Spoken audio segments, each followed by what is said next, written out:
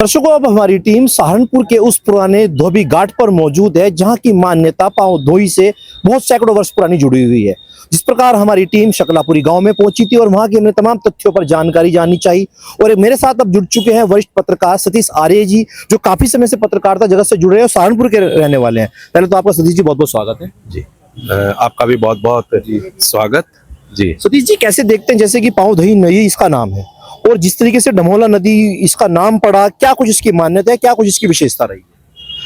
ये एक ऐतिहासिक नदी है और हमने वो दौर देखा है जब इस नदी का पानी पिया जाया करता था। मछलियां इसमें थी और इसमें छोटे छोटे पत्थर बिल्कुल स्पष्ट दिखाई देते थे। और बहुत ऐतिहासिक घटना है कि हाजी शाह कमाल ने जब अपने दोस्त हिंदू मित्र को कहा कि वो बाबा लाल दास जी को कि आप रोजाना हरिद्वार जाते हैं और क्या नाम है गंगा में स्नान करने के लिए आप जाते हैं, अगर आप में इतनी शक्ति है तो गंगा को यहीं पर लाकर दिखाओ।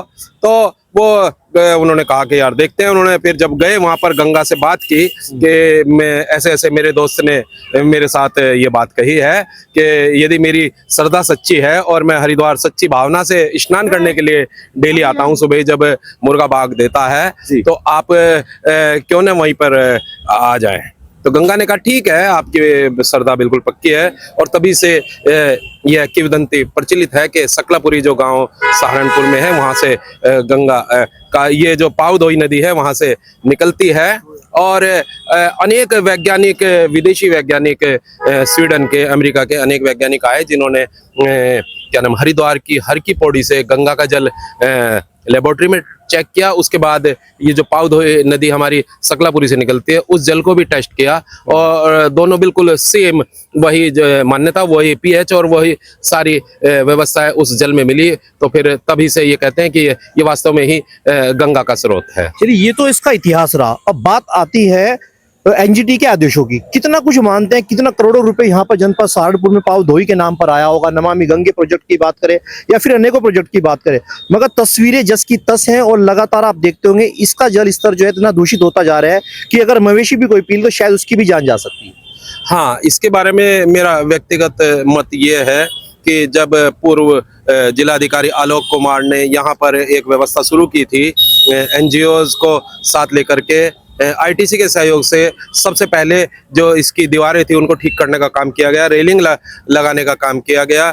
उसके बाद यहाँ पर एक कमेटी बनाई गई जिसमें कि इस नदी के सुधार के लिए या इस पाव धोई नदी को शुद्ध करने का कार्य किया गया।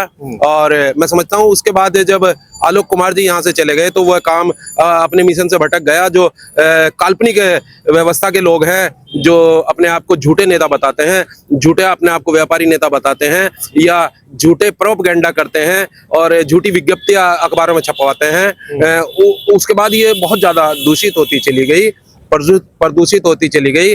और आज व्यवस्था यह है कि इतना गंदा पानी है, आप देख सकते हैं यहाँ पर खुमरान पुल का क्षेत्र है वहां से, और जो दूसरा पास का क्षेत्र है वहां से सीधा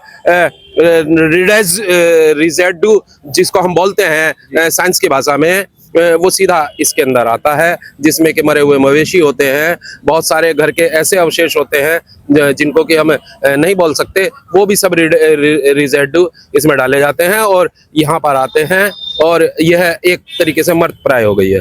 अब हम एक जनपद सहारनपुर के धोबी घाट पर एक वरिष्ठ नागरिक के पास मौजूद है जिनको इस नदी के बारे में तमाम वो पुरानी मान्यताएं मालूम है। उन्हीं से जानेंगे आखिरकार इस पाव धोई नदी का क्या कुछ इतिहास है। क्या नाम है आपका? मेरा नाम सुरेंद्र कुमार। सुरेंद्र जी, कितनी उम्र होगी आपकी? मेरी 71 साल। 71 साल है। तमाम सरकारें देखी होंगी, तमाम नदी नाले देखी होंगी, सब देखा। इस नदी को भी नदी नहीं है हमारे लिए, तो एक शुद्ध रूप से एक स्नान की जगह है। हम लोग पहले हमारे बड़े बुजुर्ग ले जाके बड़े पे स्नान कराते थे और इसका पानी नीला आता था जो हम लोगों ने पिया भी है। और हमें इसके किनारे पे रहते हुए 52 साल से 53 साल से ऊपर हो गए हैं और आज ये बिल्कुल मर्द हो चुकी है।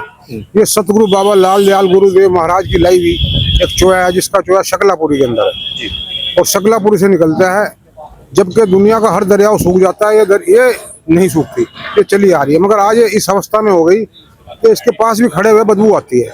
इसका इतिहास ये बताता है कि एक लाई हुई नदी नहीं, ये एक ऐसी शुद्ध रूप से इसका जल था एक दफा अगर आदमी पीता भी था वो भी ठीक हो जाता था। अब देखिए कुछ मान्यता ऐसी भी कि हाजी शाह कमाल और बाबा लाल दास जी आपस में मित्र थे, उनके कहने पर या उनकी तपस्या पर इसका यहाँ पर उद्गम हुआ था। कितनी कुछ सच है इसके? ये तो बहुत पुराना 250-300 साल पुराना इतिहास है या 400 साल। यहाँ 100 साल सदगुरु बाबा लाल दयाल जी बड़े के अंदर रहे और उस दौरान में हाजी शाह कमाल भी यहाँ रहे हैं। ये इन दोनों की तपस्या से लाई हुई पदोही नदी है। इसका असली नाम पदोही नदी है। जो बाबा लाल दास जी में और हाजी शाह कमाल साहब में कोई उस टाइम अपने दौर में बात हुई होगी तो एक दूसरे की मान्यता के अनुसार ये नदी, ये जो पदोही नदी है, ये आई हुई है। इसका ये एक इतिहास है कि इतनी शुद्ध रूप थी, इतनी शुभ रूप थी कि इसका कोई, इसमें बड़ी बड़ी मछलियाँ, हम लोग जो इस पे माइक पे बयान कर रहे हैं, हम इसमें नहाए हैं, इसका पानी पिया है। और हमारे किसान लोग जो हैं यहाँ चारों तरफ बैठ के मूलियाँ धोते थे, लाल मूली धोते थे और मूलियाँ जो है हमारे बचपन में देखते देखते सब बिक जाती थी। अच्छा, एक इतिहास मैंने भी देखा है, जब हम कोई 15-16 साल की उम्र में आते तो हमने देखा यहाँ पर धोबी घाट हुआ करता था और धोबी खूब कपड़ा धोया करते थे। लेकिन अब वो धोबी भी नहीं दिखाई देते यहाँ पर।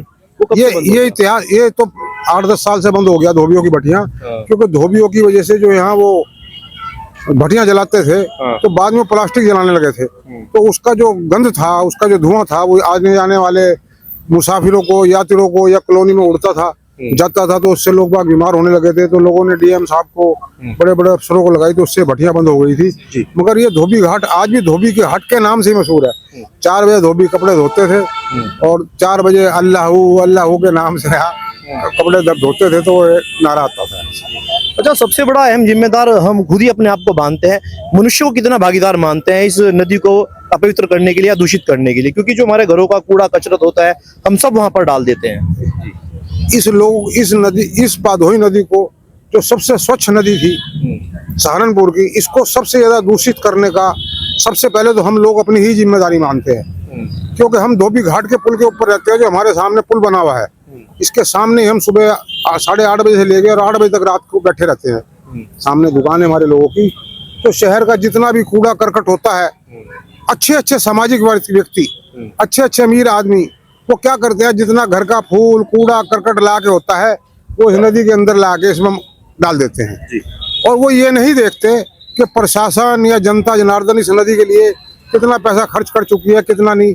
कितनों को मुझने खुद, मैं इस बात को बयान करता हूँ कि मुझने खुद ने कितना समाज को मना करा है इसके, तुम क्या कर रहे हैं, तो कोई किसी का कहना नहीं मानता। जितना भी उनका घर का कूड़ा करकट अटरम सटरम ला के इस नदी के अंदर वो डाल देते हैं।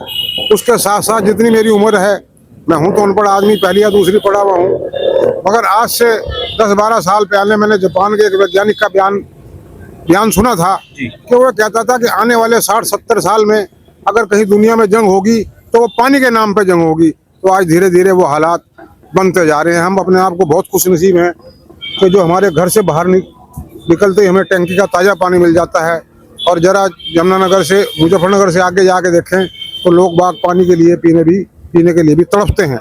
मगर इसको जितने को भी नदी को या पदोही नदी को, शुद्ध रूप को गंदगी फैलाने वाले हैं, सबसे पहली जिम्मेदारी वो हमारे अपने लोगों की, समाज की जिम्मेदारी है। इसमें ऐसा ऐसा कूड़ा करकट डलता है जिसके बारे में हम लोग आपसे बयान नहीं कर सकते। अब भी मैं अपनी दुकान के सामने धोबी घाट के पुल के ऊपर ही खड़ा हुआ, अपने गुरुदेव की लाई हुई धारा के किनारे खड़ा हुआ आपको बयान कर रहा हूँ, जिसमें 99% झूठ नहीं है। एक आखिरी सवाल पूछना चाहेंगे, क्या कुछ हम प्रयास कर सकते हैं, क्या कुछ जनता को मैसेज देना चाहेंगे, इतनी बार दर्शक है, कि ये जो पावधोही नदी अपने पुराने अस्तित्व में आ जाए? क्या कुछ अपील करना चाहेंगे? इसका पुराना इतिहास लाने के लिए तो बहुत मुश्किल काम है। बहुत मुश्किल काम है कि इस नदी से, इस पदोही नदी से ऊपर तक 10-15 किलोमीटर तक आबादी हो चुकी है, जिन्होंने अपने सारे नाले, लैट्रिन के, फ्लैश के, गंदगी के सारे इसमें डाल दिए हैं। इसको शुद्ध रूप में लाने के लिए तो सबसे पहले तो जनता जनार्दन को अपने में सुधार करना पड़ेगा। और उसके बाद इसके किनारे हैं जितने, दोनों तरफ के किनारे, इसमें कोई लेन ऐसी डलवाई जाए जिससे कि गंदा पानी उसके अंदर चला जाए और ये शुद्ध रूप से हो जाए। इस नदी का हमने हाल देखा है कि जब ये किश्ती, पदोही नदी का ये देखा है कि हम छोटे छोटे होते हैं, 10-12 साल की हमारी उम्र थी या 15 साल की, जब किश्ती लीला निकलती थी तो हमारे वाल्मीकि समाज के हमारे बच्चे, हमारे भाई, हमारे बुजुर्ग, हमारे सफाई मित्र इस नदी के अंदर बढ़कर इस नदी की सफाई करते थे। और इसके अंदर रेता था, जिस रेते से हमारे लोगों के मकान भी बने हुए हैं, जो जोहार पार्क इसके किनारे पे उसमें मकान भी बने हुए हैं। और किश्ती लीला जब निकलती थी उस नदी के अंदर से निकलती है।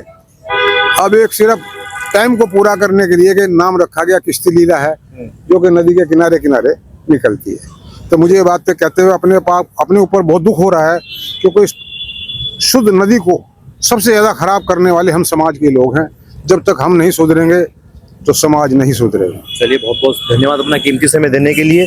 तो ये जनपद सहारनपुर के धोबी घाट के वरिष्ठ नागरिक थे, जिन्होंने इसका पिछले 50 सालों में वो अस्तित्व देखा है, वो इतिहास देखा है कि यहाँ का पीने का पानी शुद्ध हुआ करता था और यहाँ पर तमाम वो लीलाएं ऐसी हुआ करती थी जिसमें यहाँ पर तमाम दूर दराज से लोग आकर आस्था की डुबकी लगाते हैं। तो हमारी जनपद सहारनपुर के वासियों से ये अपील है कि इस पावधोई नदी को बचाने के लिए कहीं ना कहीं हमें भी प्रयास करना होगा। सहारनपुर से पुरुषोत्तम सैनी, हासिलपुर।